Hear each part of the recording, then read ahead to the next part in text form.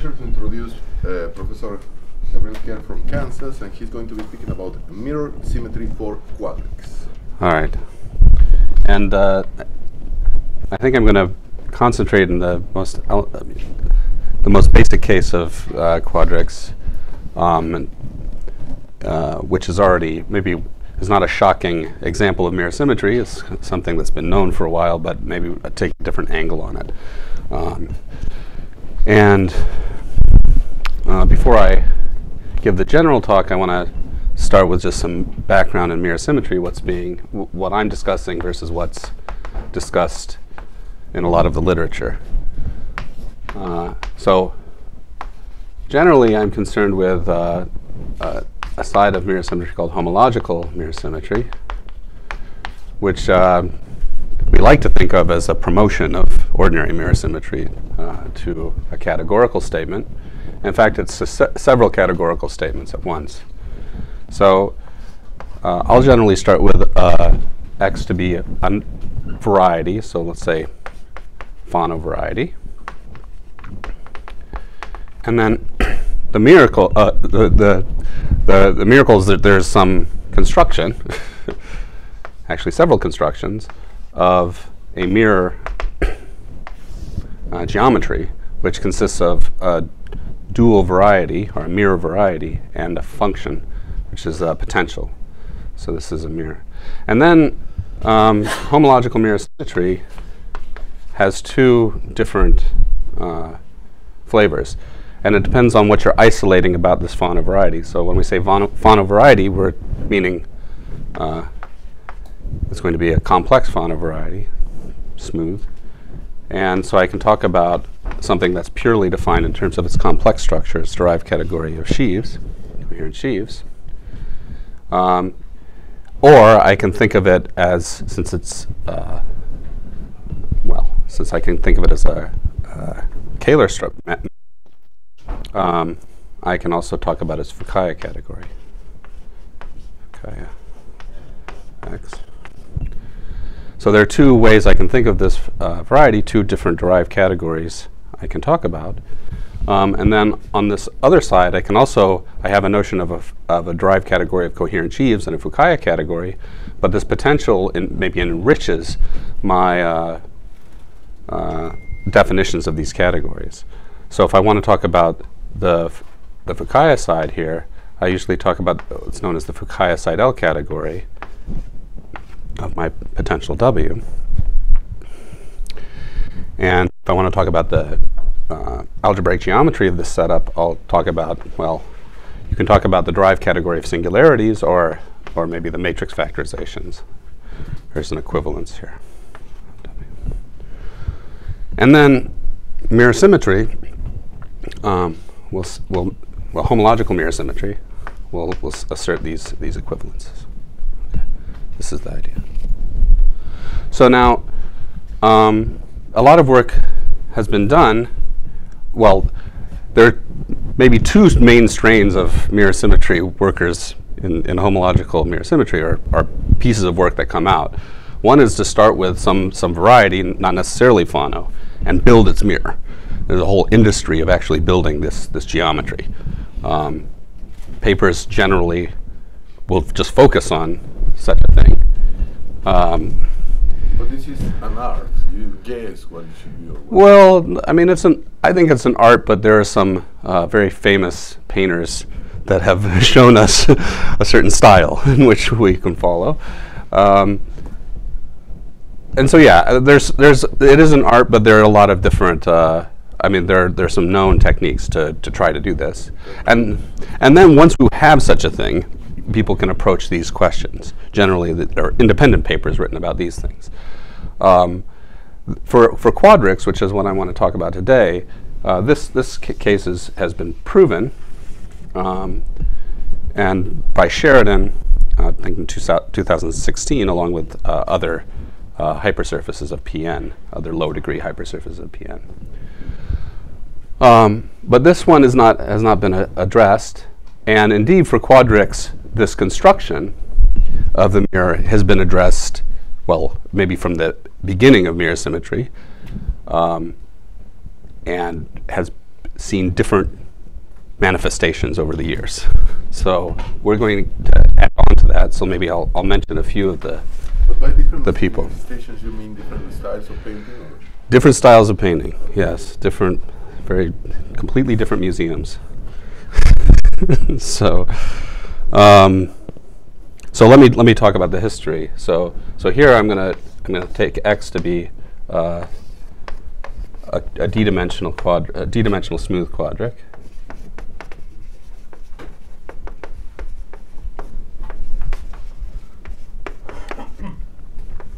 And the reason, I mean, my personal interest in this case really stems from I spent a lot of time with this conjecture when X is toric.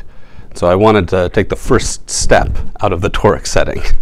And so for quadrics, this is a good entry point.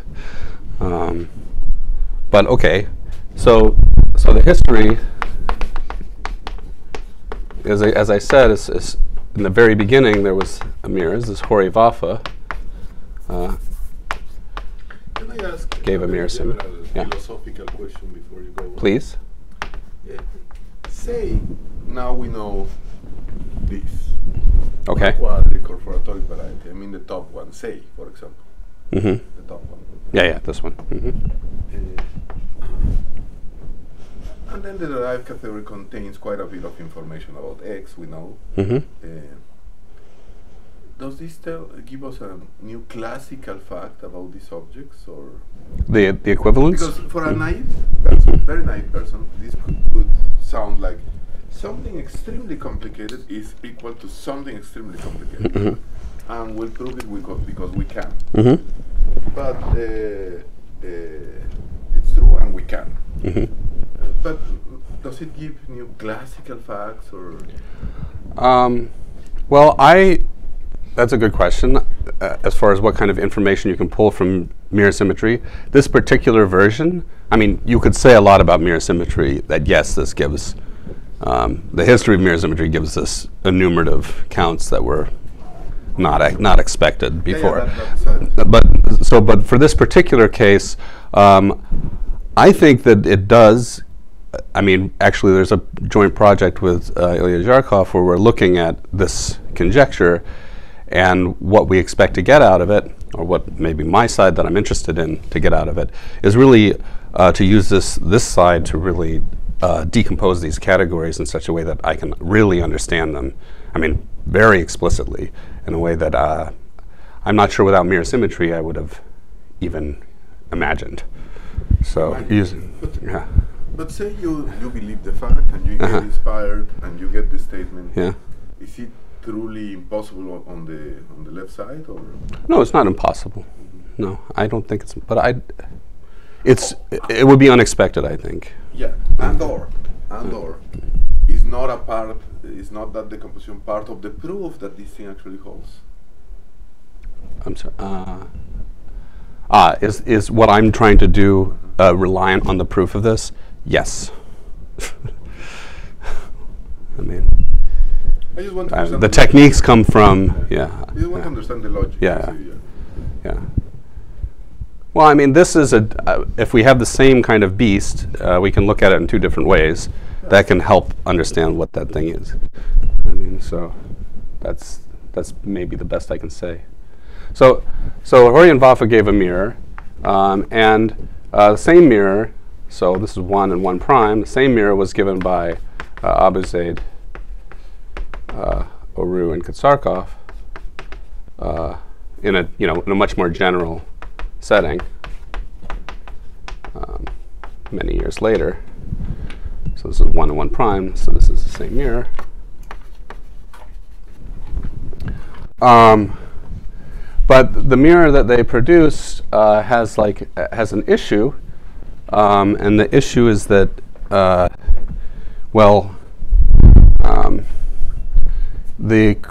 number of critical points, critical values, is not the expected number.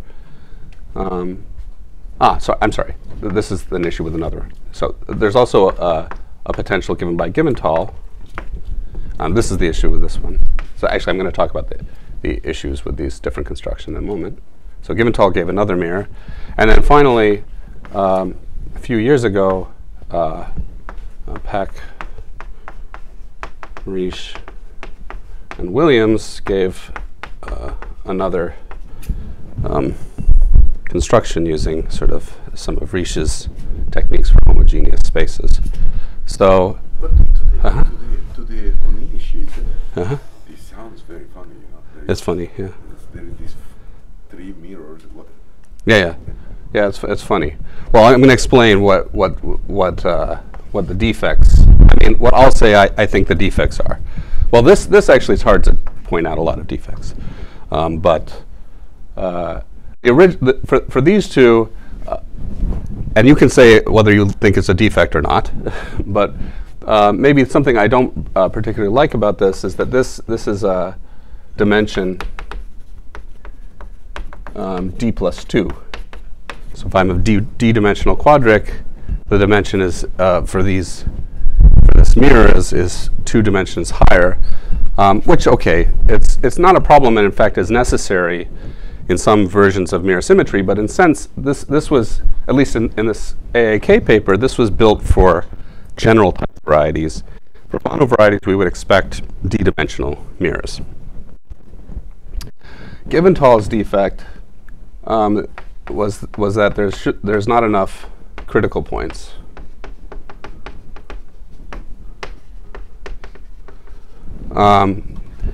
That when you looked at this, well, one of the features of this equivalence is that if you have this derived equivalence, certainly the rank of the Grothendieck groups of the category should be the same.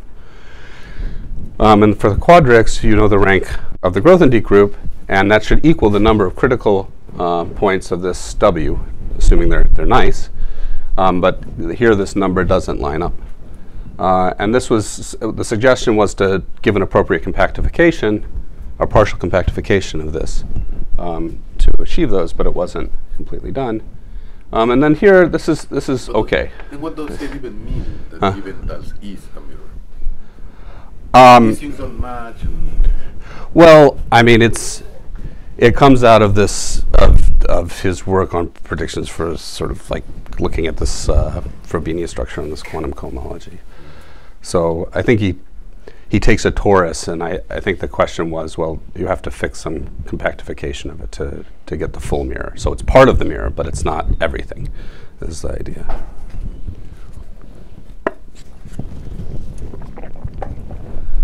So this is okay, but and I wouldn't call it a defect, but it's not a very geometric construction. So it's very heavily relies on some techniques from Lie theory, and sort of appears algebraically rather than geometrically. Although I think there is a geometric argument there, but I don't know it very well.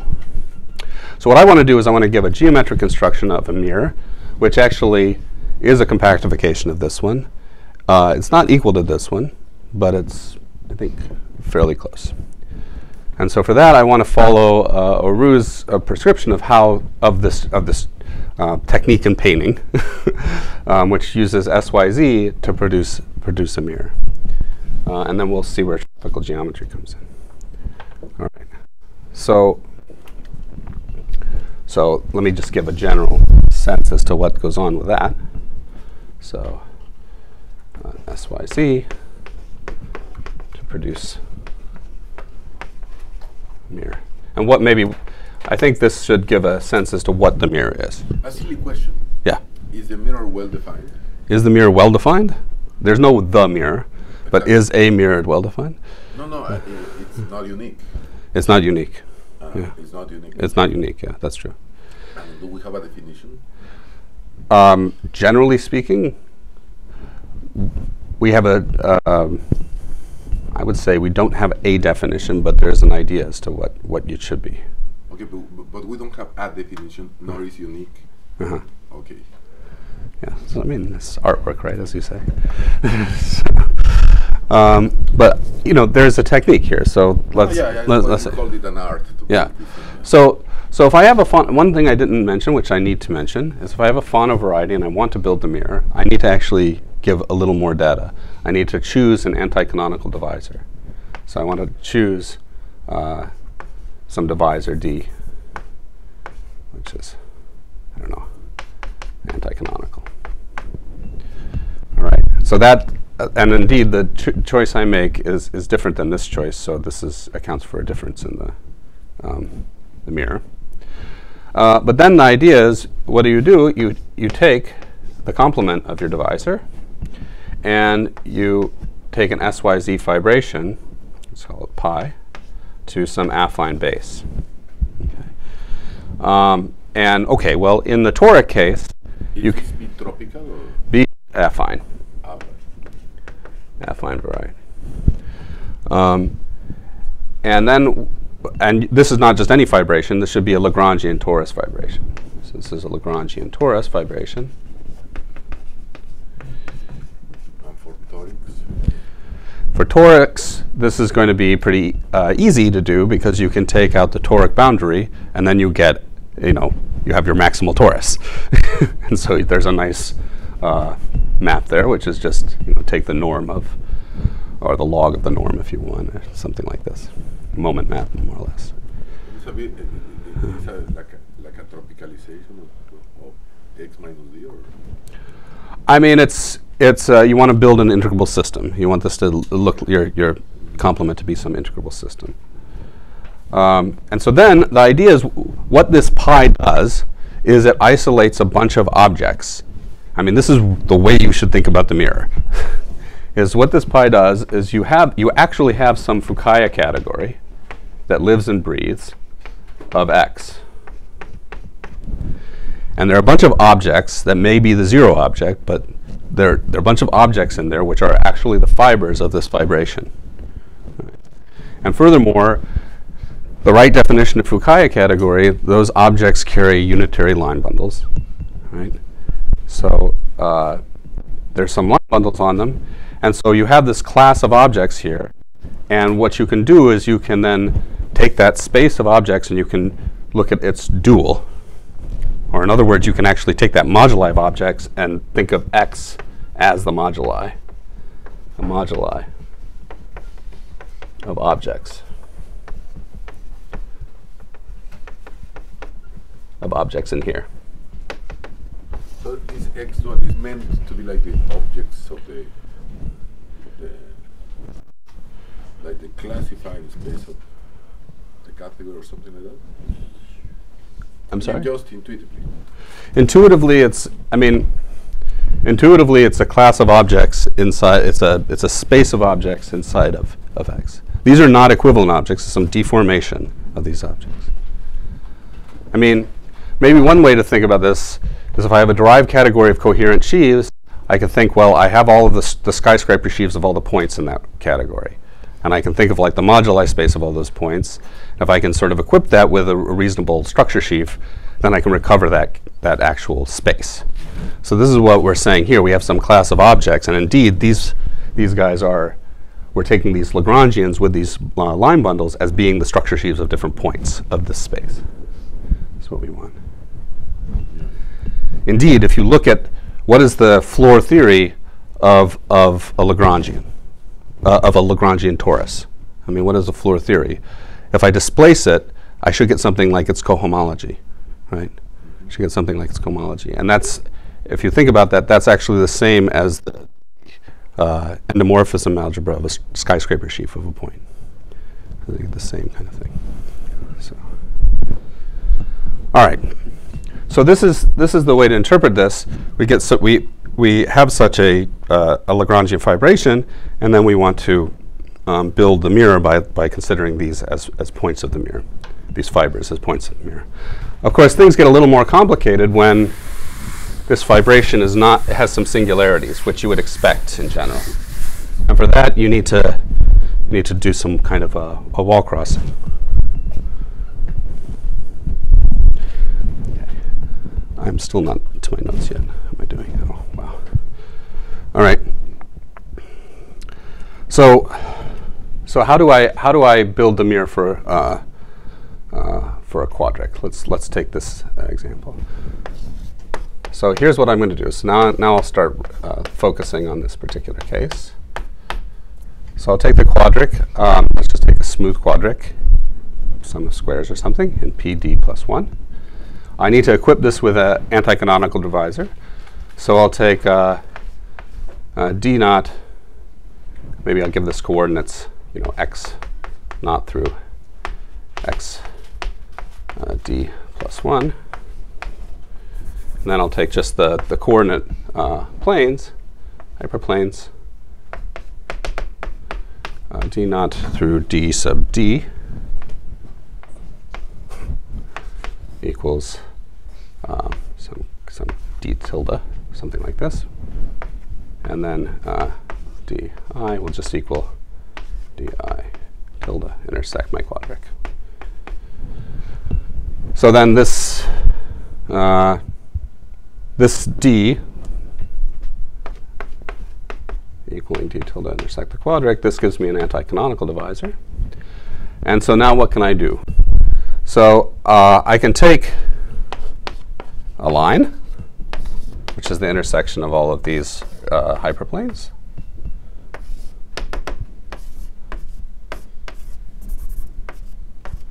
Okay, and project.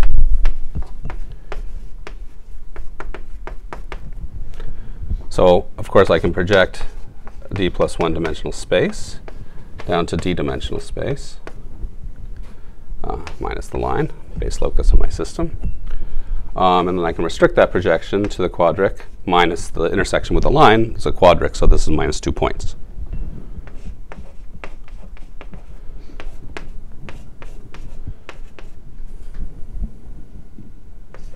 Okay.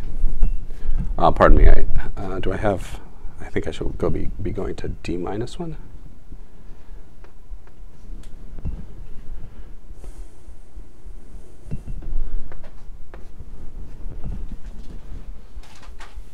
Sorry. Yes, good.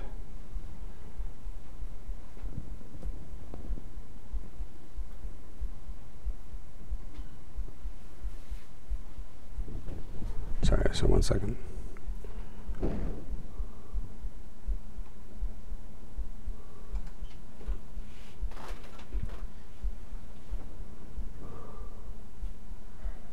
I'm sorry.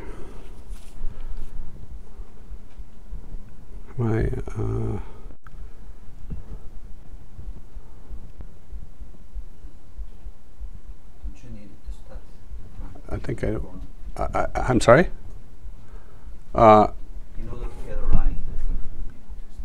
D1. Yeah, that's what I was. My indexing is off. So yeah, I want to go from D1 to D sub. And that's indeed the case. Yeah, thank you. OK. So good. And furthermore, inside of here, I can subtract off this divisor. And this is where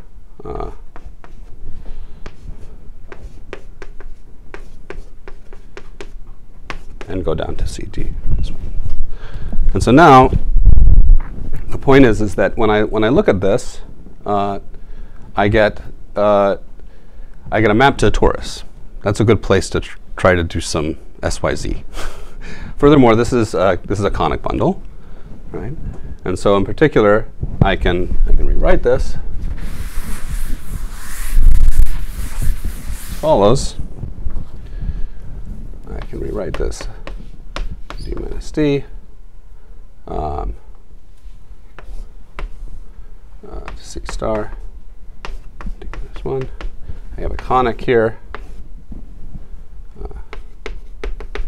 So my fiber, and I have, of course, I have just a moment map I can choose, which is, again, just some log if you want. You can make this unnormalized log of the norms of the entries, and this will go to rd plus 1, or sorry, rd minus 1, pardon me.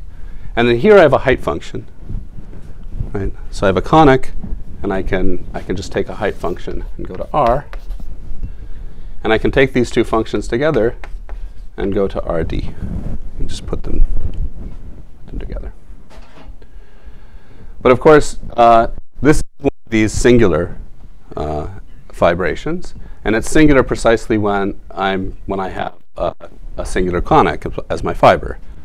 So inside of here, there's another quadric, dimension d minus 1, which tells me about when I have singularities. But the idea is that the mirror that we're going to take is going to be a mirror associated to this SYZ fibration. That's the idea. And so now what I want to do is invoke some just general principles,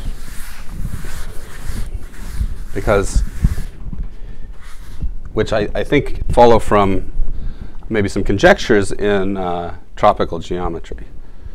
So what does this look like? So the question is, where is this singular? So let's say we take a case of d equaling 3, and I won't spend much time on it, but in this case we have this map going to R2. Okay. And furthermore, we can see where this is singular is this quadric.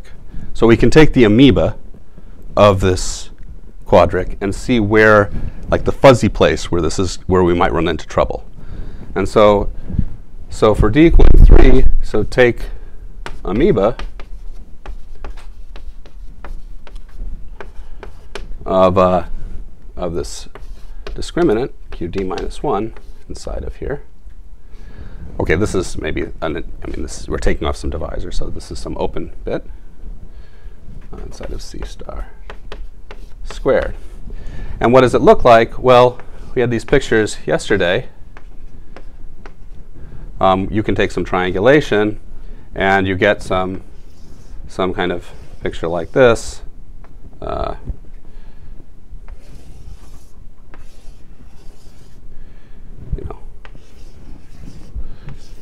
This is the picture of the amoeba, right? Color of the interior. So, and why would you draw this picture at all? Well, you want to know where you actually have parts of your mirror space. And the idea is if I'm over here, right? Then over here, when I look at the inverse image, I'm not in the discriminant at all.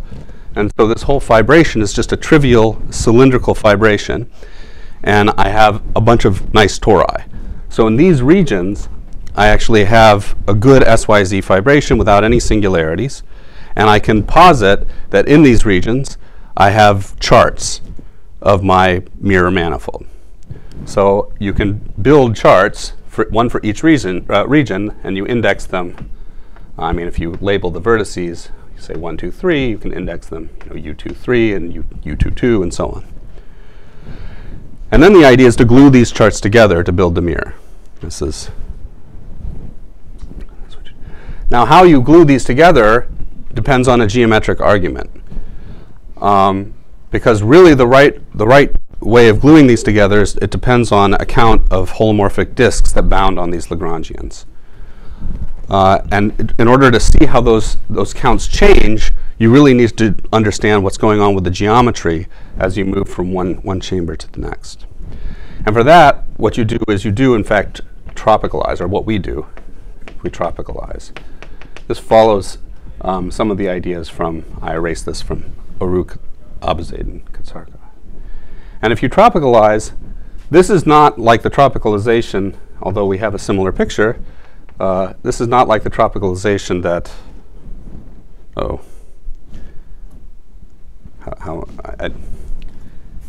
I'm going to go with this triangulation I had here. This is not like the tropicalization I was talking about yesterday, in that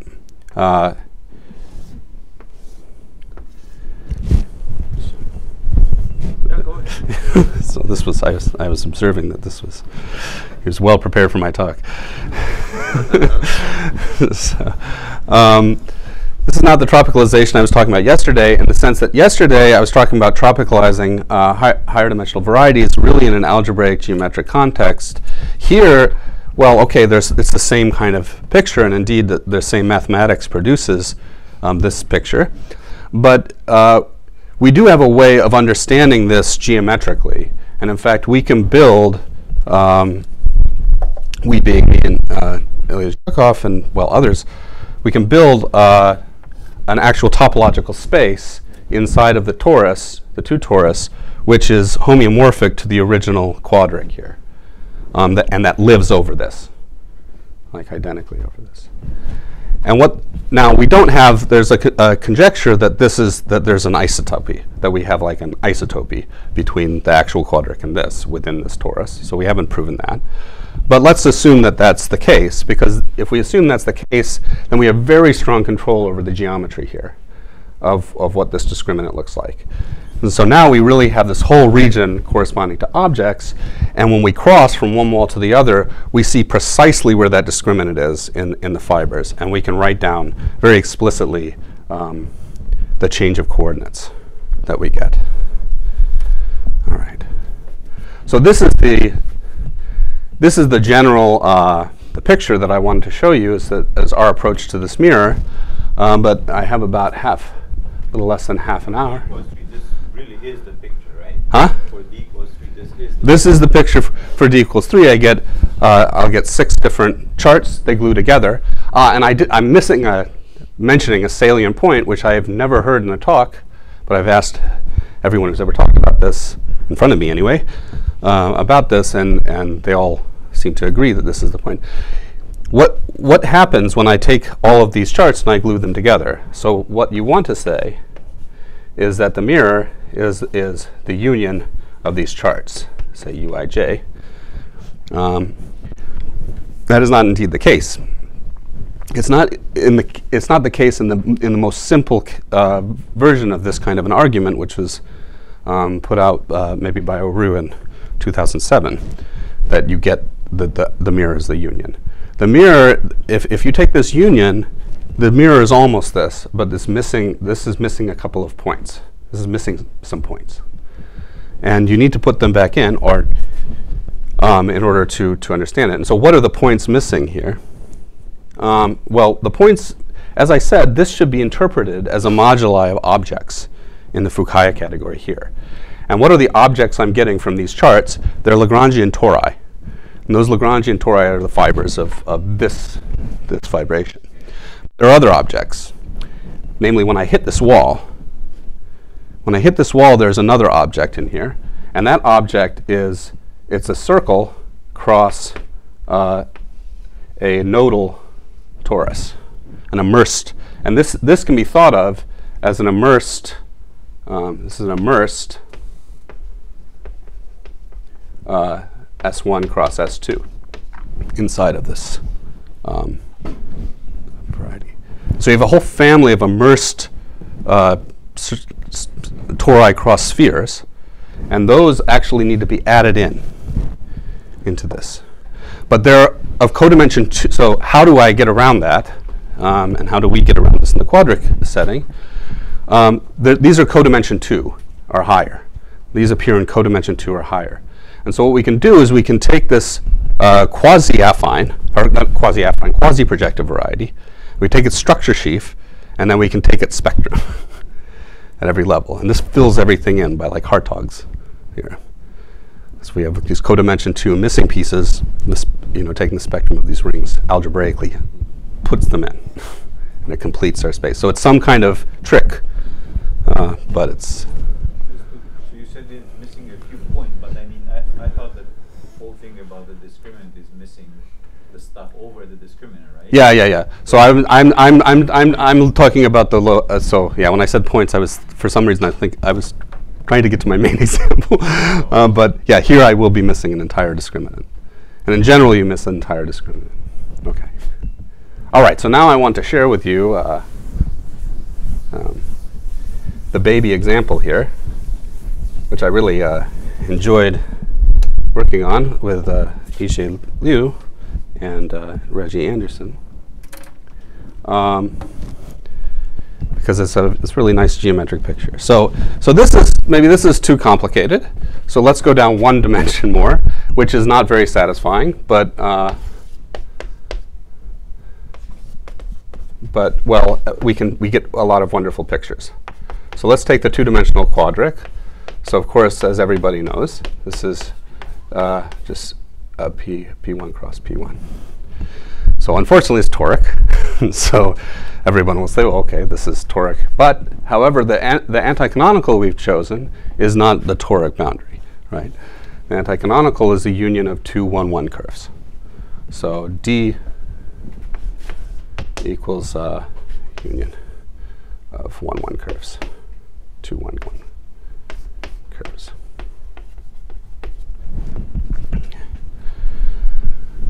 All right, and so now we run this program, and so we should get our QD, maybe Q2 minus D.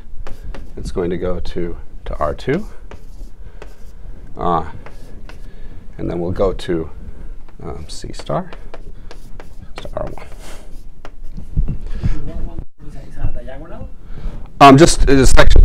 The diagonal? No, well, the diagonal is a 1, 1 curve. Yeah, but What do you mean by it's a section of O 1, 1. Ah, okay. Section of O 1, 1. Yeah, okay. So diagonal would be 1. Diagonal. Yeah. But they can a lot of sections. So they should be smooth, and we want them to intersect transversely, that kind of a thing. These are just, this is this D that we had. Yeah. All right, so now we have a quadric in C star, which we can know the 0 locus of. 2 points, yeah? And so here we have 3 charts. So I'll label U, V, and W. Okay. And I can write down the coordinates on them. Now we have, these charts correspond to really charts in R2, I mean, two-dimensional charts. So I'm looking down here, but over this I have an extra dimension. And indeed I'll have 4 parameters. And lambda is sort of this, lambda is this height, this height variable. So it's actually a global function on the mirror.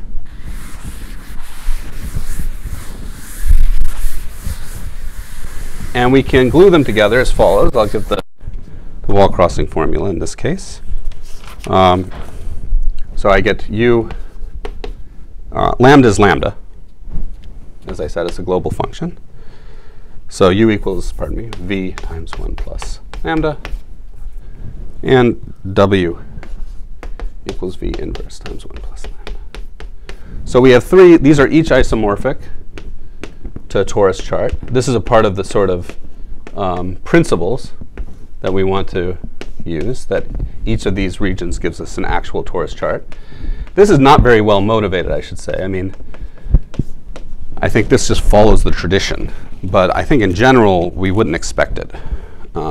When you're not when you don't have a rational variety, there's no reason to expect that we would get these huge charts. But okay, in these cases, we'll assume it.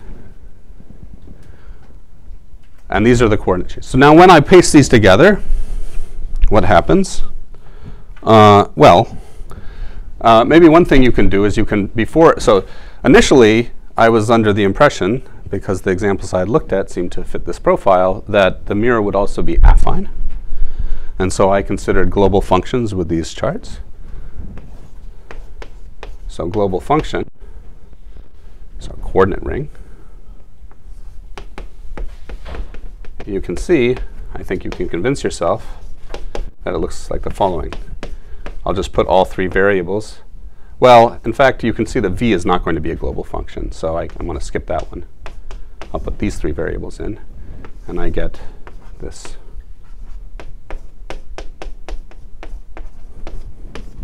This ring. So we first wrote this down and thought, okay, we found the mirror.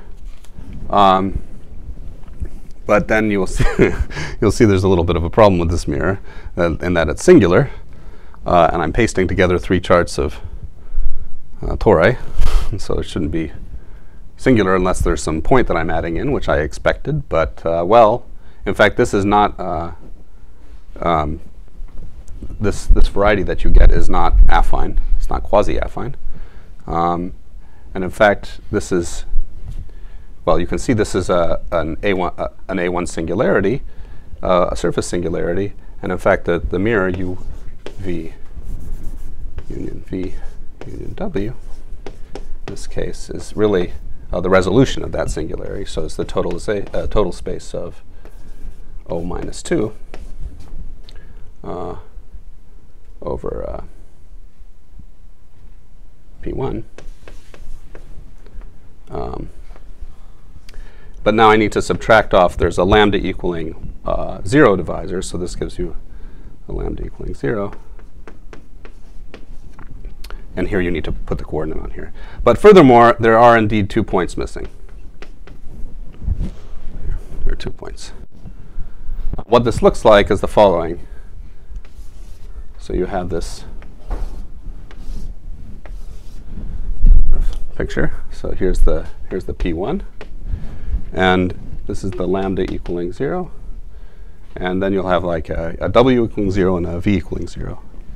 And these 2 points are missing in the mirror. And they correspond to these 2 points of this vibration. Yes? Can I ask you, where are those formulas, the gluing formulas? How do you need to see the change in the count of the curves. And so, yeah, so what you have here is, I mean, this follows the prescription of how when you go over a singularity, you pick up an extra disk. Okay, and so, in other words, if this is my picture. I'm sorry.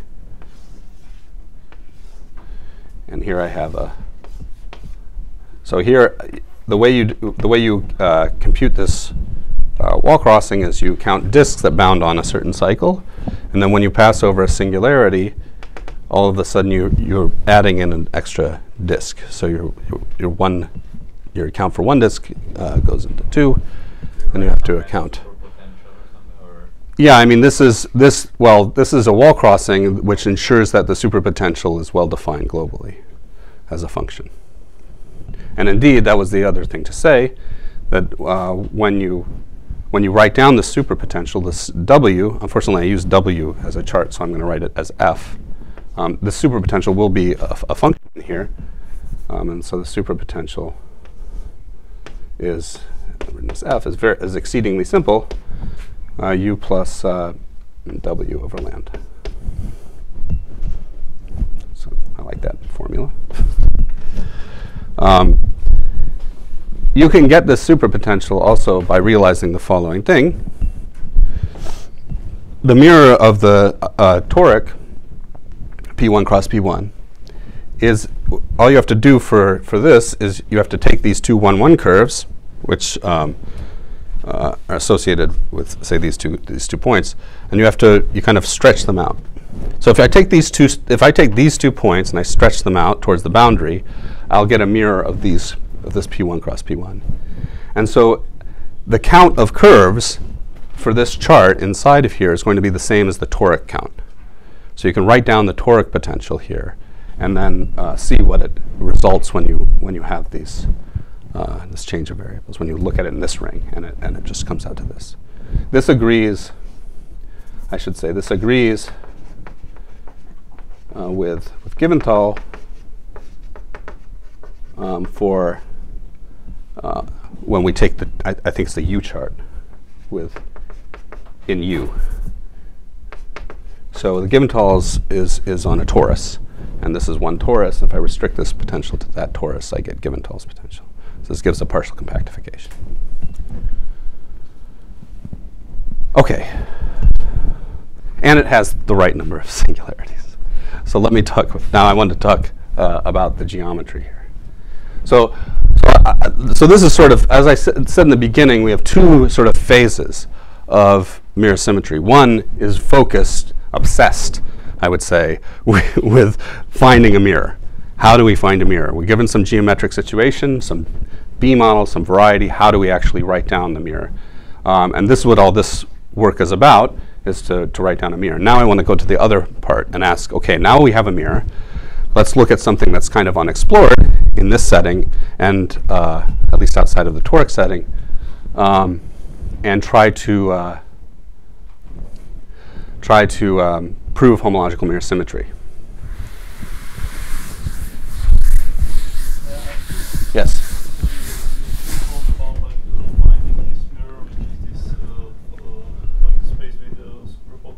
Yeah. But can you go the other way? Can I start with a space with a superpotential?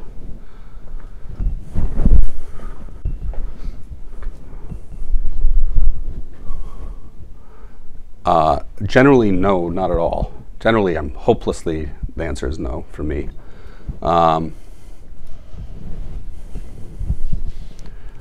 Yeah, I don't know. Let me think about that. Going the other way, I haven't seen that kind of a thing. Usually, the superpotential really does come out of is a part of this sort of A infinity structure of a category. So it's very dependent on the geometry, I would say. So going the other way seems hard to me. It seems, but maybe there's something that you can do, or maybe some constraints you could put that would say, okay, you can. So, but I don't know. It's a good question.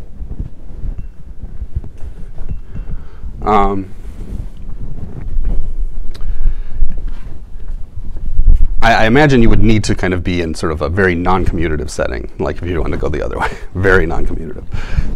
So,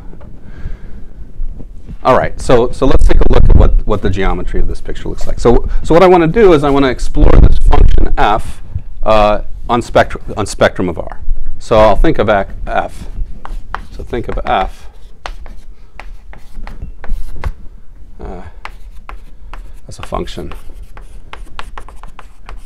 on spec R, and then deal with the fact that my mirror is not spec R in a moment. Okay, mostly because I have nice coordinates. And so now I'm going to illustrate some of the geometry. There are some just basic calculations that you need to do. So let's talk about them. So here's some calculations. So, well, one thing you get is that the critical points of f, there are 3 of them, 0 and plus or minus 4. Okay, and fibers of f, this is critical, fibers of f are what?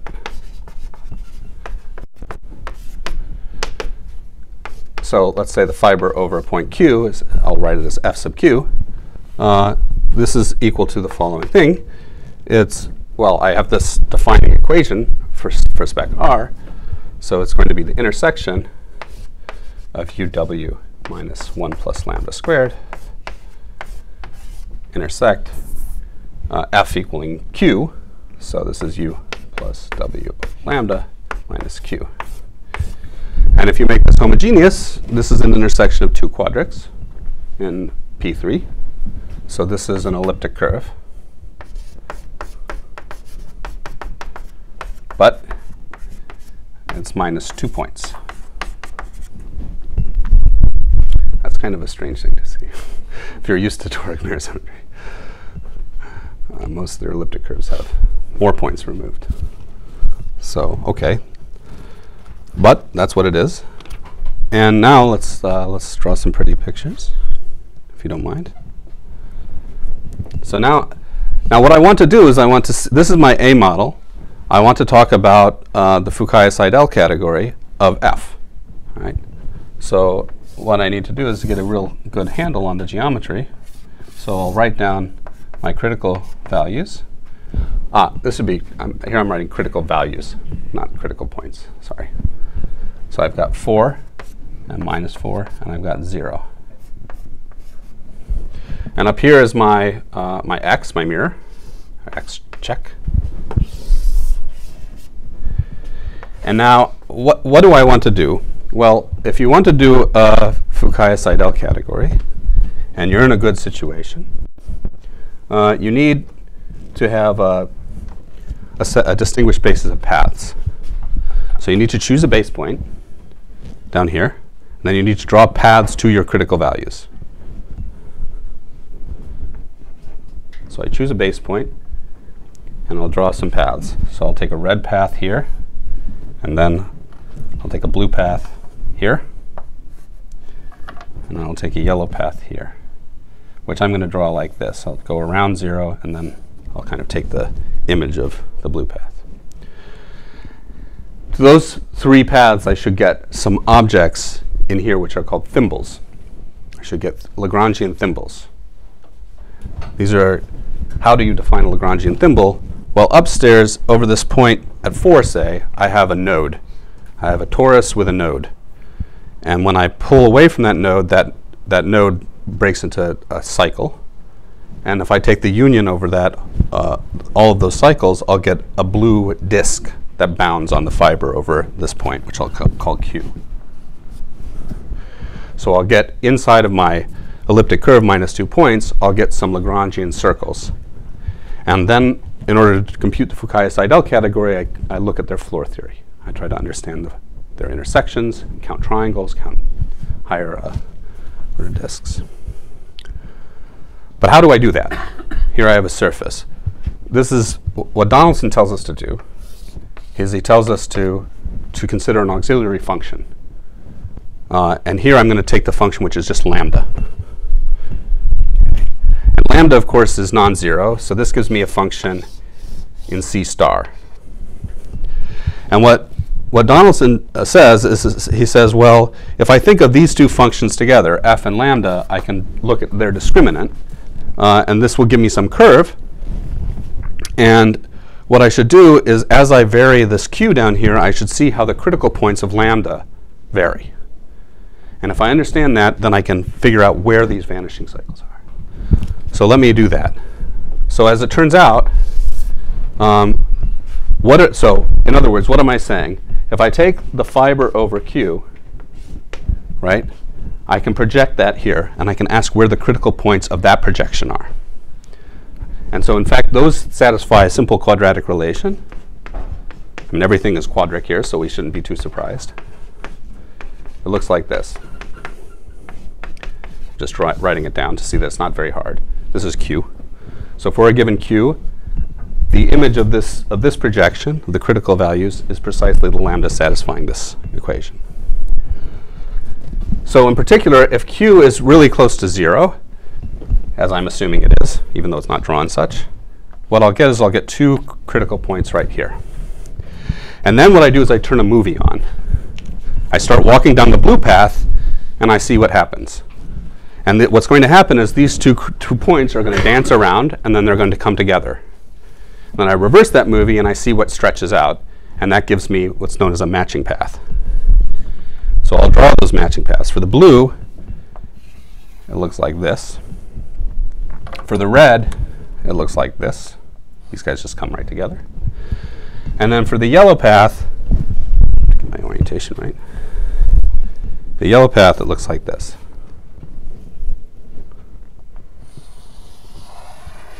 In fact, it's sort of the blue, but there's a little dance here. They do a little twist going around here. So these are the three guys. Now I say I know my geometry completely. I guarantee you, and you all know it too, because, well, you are all topologically minded.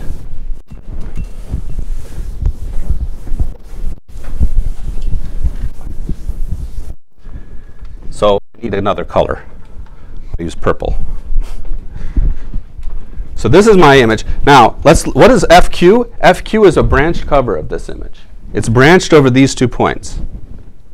There's a whole, and in fact, if you filled in infinity and 0, those are also singular points. So what I can do is I can make some cuts. This is what the old school people tell us to do. Make some cuts.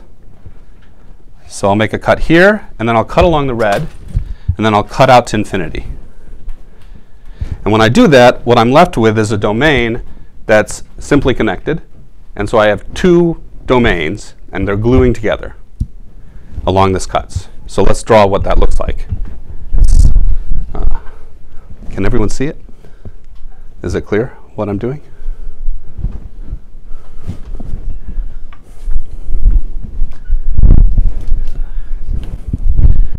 So I've got this is like Hurwitz or something, like someone does this here.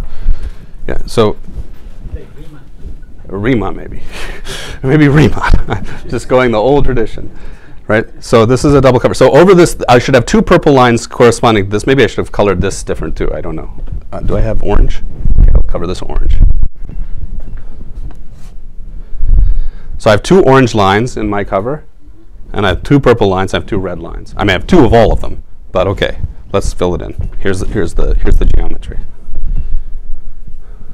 and I'll leave it to you to convince yourself. Let's see if I can.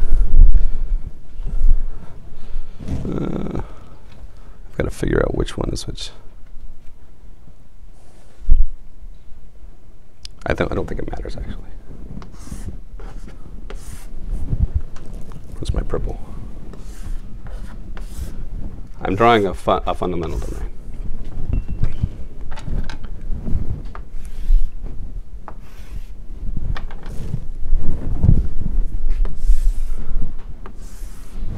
There you go. These are my two charts, this one and this one, right? And this is a fundamental domain, so I'm identifying sides of a torus. These are my two holes. Right? It's not a bad picture for, I mean, if you're looking at Fukaya categories and you come across this picture, you feel pretty good. So this is the picture you get. And these are we've got three Lagrangians. We've got the red Lagrangian, and we've got the yellow and the blue. The other two colors are just where I'm drawing some cuts, and then there's some critical points. This is a critical point. Sorry, this is the base point. This is not a critical point. This is the base point. There's no critical points. This is just the base point. This is what I'm writing as Q. I'm sorry. I do want critical points. I have two critical points here. I have these are not really critical points of F. They're critical points of this. They're living here, but they're not really relevant to what I'm talking about. All right. So this is the picture we get, and then what do you need to do? You need to understand, as I said, here I have three Lagrangians, and if we shift things down a little bit, we can see the picture as follows. And then I'll try to do something fairly quickly to explain the punchline here.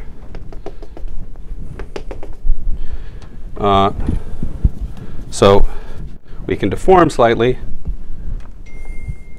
as follows.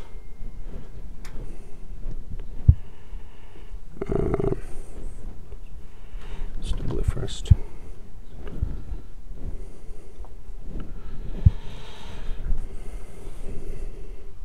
Oh, there we go. Sorry. So I want to get this.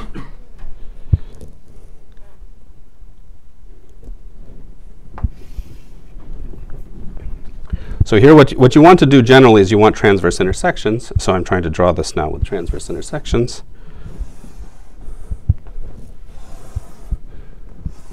Okay. And now I have a collection based on the clockwise orientation of these paths, that looks as follows. I have L1, the blue is the next one, so L2, and then I have L3. And as you can see, if you count intersection points, you have from L1 to L2, I have two intersection points, which correspond to two morphisms. I have 1, 2, 3, 4 intersection points here. So is this quiver This is the quiver that would give a Fukaya-Seidel. And then from L1 to L3, I have two here. Okay. And they should also give them the mirror. Category. Yeah.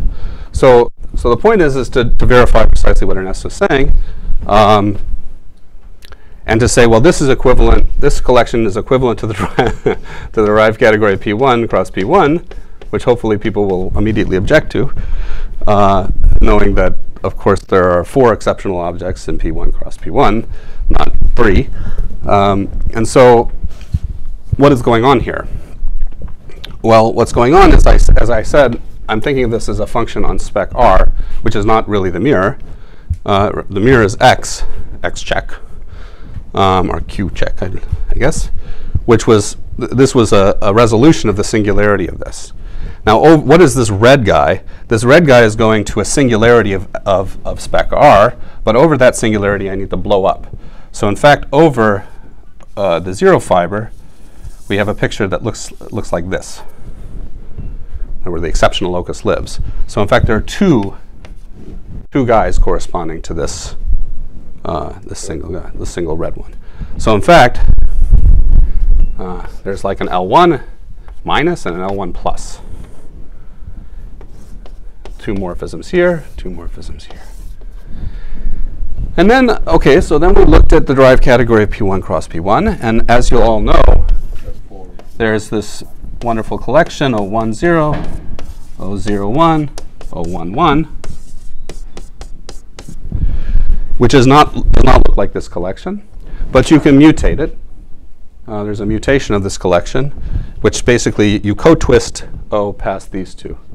And if you do that, you do get something that looks precisely like this collection. So there is no morphisms between plus and minus. So we did this, and then we looked at the quiver we got. The quivers look exactly the same, but this is an algebra with relations. And then if you do this mutation,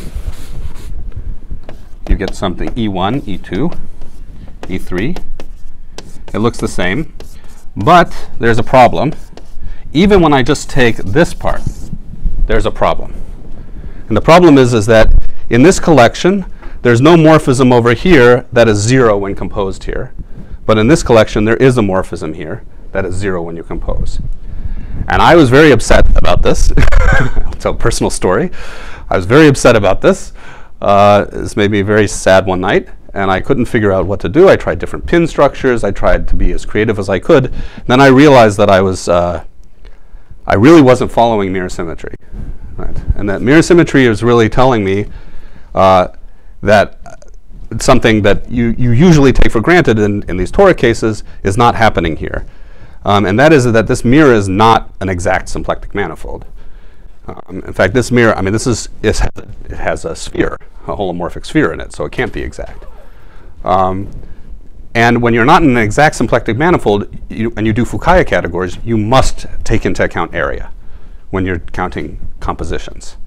So these compositions, which are just counts of triangles, are no longer counts of triangles. They're counts of triangles with the appropriate weight. And when you do that, you resolve this issue, that all of a sudden nothing is in the kernel anymore. And you do address your question, or your point, which is that when you split these, I have two vanishing cycles that are disjoint, clearly.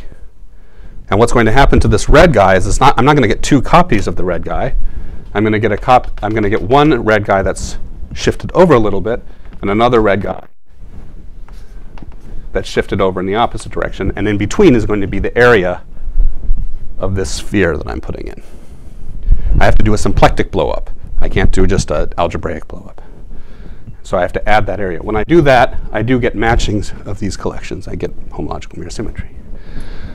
So the final point, though, to make is that this geometry is very familiar in this Hori and Vafa picture, and the part of the Giventhal picture with a 0 added in our setting. And we do get these two critical points that we're adding on. And what happens is that this geometry is very well suited to a certain exceptional collection here, which looks like this. P d plus 1. D plus 2. Pardon me. And then you have this piece, this O 1 d plus 2, P d plus 1, so on. So there's an exceptional collection from Kapranov, which is in the paper on exceptional collections for Grassmannians. But he actually does it for homogeneous spaces as well. And he spends a bit of time talking about the Quadrics case. And his exceptional collection has a piece of the exceptional collection, which just comes from the exceptional collection on projective space in 2 dimensions higher, which you'll see here. And then 2 spinner representations that you add on. And so we're seeing this collection just kind of appear very geometrically in our version of the mirror. So we're still working on the higher dimensional case, but I think we should have it done in next month or 2. All right, thanks for bearing with me. Questions? So this quadric is a Grassmannian for 2 planes in RD. It doesn't play a role. Yeah, that's true. Yeah, I mean, so actually the origins of this project were we were trying to consider Grassmannians, but I felt all of a sudden after looking outside of this case, that this might be a little too ambitious geometrically.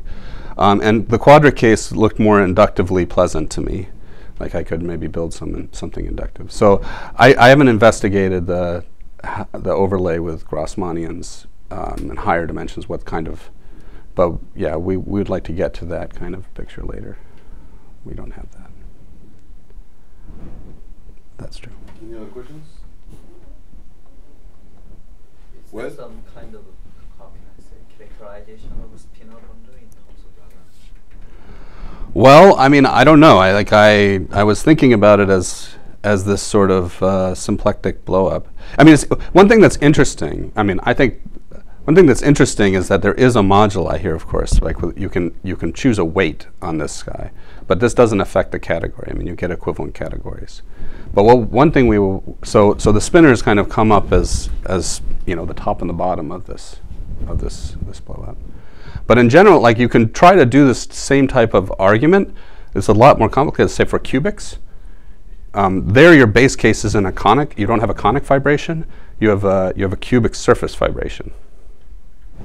And so, if you could then get like a nice cubic, but what I want to get to though is to kind of answer your comment is that there you would expect sort of certain blow-ups to happen, and you would expect the weights to actually enter into the moduli of these categories. So I think the spinners do have, there's rigidity because of isomorphism, but there should be some kind of moduli there. Any other questions? Well, thank you so much.